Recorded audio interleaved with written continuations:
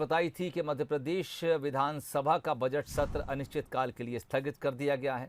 तय समय से पहले ये बजट सत्र खत्म हुआ है और अध्यक्ष गिरीश गौतम इस वक्त एक प्रेस कॉन्फ्रेंस को संबोधित कर रहे हैं।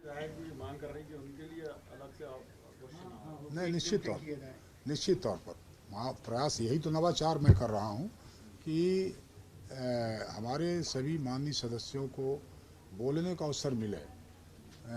नए वालों को तो इसलिए दिया कि उसमें 4-6 लोगों को छोड़ दीजिए जो कई बार चुनाव लड़े या फिर वो राजनीति में संसदीय उसका भाग लेते रहे, भले विधानसभा के भीतर नहीं आए, पर कई तो एकदम से नए हैं।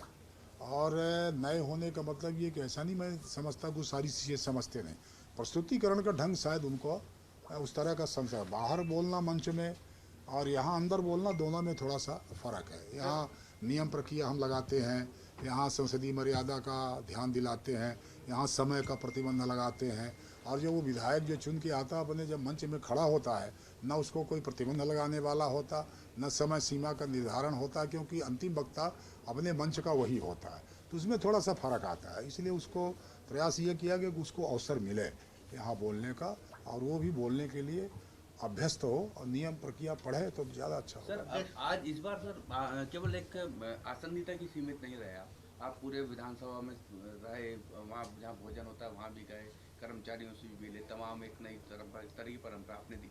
आगे सर केवल आप विधानसभा सदन के अंदर के छोड़ के जैसे कर्मचारी हुए या बाकी लोगों के लिए क्या नया कुछ करने की सोच रहे हैं, आपके दिमाग में कुछ आया? अभी एक तो नया मैंने कर ही दिया। हमारे कारण चाहे जो हो कि उसमें कि मैं ऐसा मत समझिए कोई नकारात्मक भाव से मैं बात कर रहा हूँ। कारण चाहे व्यस्तता रही हो या कोई कारण रहे हो, हमारे जो इस विधानसभा के छोटे अल्प वेतन जो भोगी कर्मचारी या दैनिक श्रमिक हैं उनसे कभी मिलने की कोशिश ही नहीं की गई, और वो शायद धीरे करके 10-15 साल या इस सालों के भीतर उनके मन में भी आ गया कि स्पीकर होने का मतलब कि उससे काफ़ी 150 किलोमीटर की दूरी, वैसे सिद्धांत के तौर पर वहाँ तक जाना ही उसको मुश्किल दिखाई पड़ता था। तो मैंने उसको जो उनके मन में एक भ्रम या भय था उसको तोड़ने का प्रयास किया कि भाई स्पीकर भी तुम्हारे बीच का ही है और तुम उससे क्यों नहीं मिल सकते हो।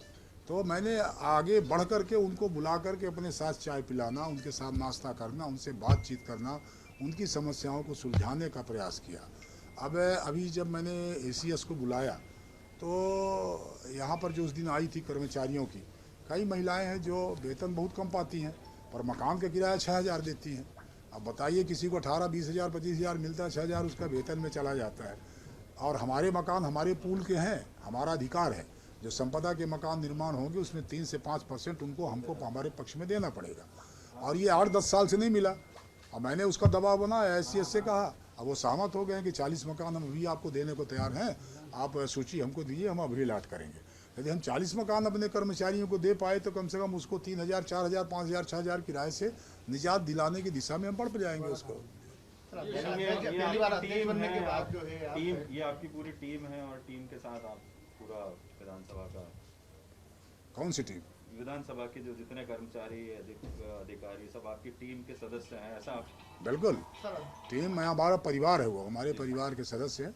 विधानसभा का मुखिया होने के नाते हमारे वो सब परिवार के सदस्य हैं। जो मुखिया का दायित्व होता है उनके हितों का रक्षा करना वो मेरी जिम्मेदारी है, मेरा कर्तव्य है, उसका मैं निर्वाह करता हूं। अध्यक्ष बनने के बाद सर, अध्यक्ष बनने के बाद पहली बार उनका निश्चित तौर पर सदन बेहतर चला है पहले से, लेकिन जैसे आप सुबह आज जो है कमलनाथ जी से भी हुई, CM साहब से भी हुई, कोरोना बढ़ रहा है उस कारण सदन स्थगित करने को लेकर चर्चा हुई, सहमति लगभग थी।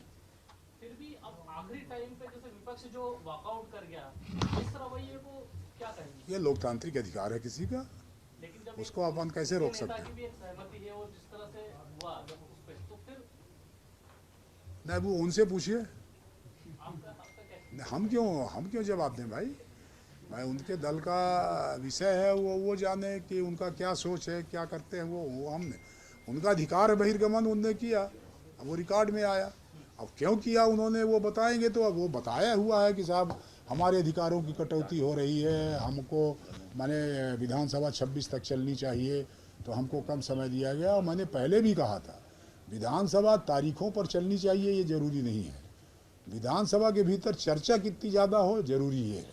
कम समय में यदि हम ज़्यादा चर्चा कर सके उसकी सार्थकता है, ज़्यादा दिन विधानसभा चला करके केवल हो हल्ला करते रहे, उसका सार्थकता नहीं। अध्यक्ष बनने के बाद पहला सत्र है आपका, इस सत्र में अभी 15 दिन में कोई ऐसी अप्रिय स्थिति बनी कि जिससे कि आपको नाराजगी व्यक्त करना पड़ी हो सदन के अंदर? नहीं, कहीं नहीं। सब मुझे ऐसा लगा कि वाकई में हमारे माननीय सदस्यों चाहे जिस पक्ष का हो, अपने संरक्षक के बतौर मुझे देखा और ये मुझे खुशी है, मैं उनको धन्यवाद देना चाहता हूँ।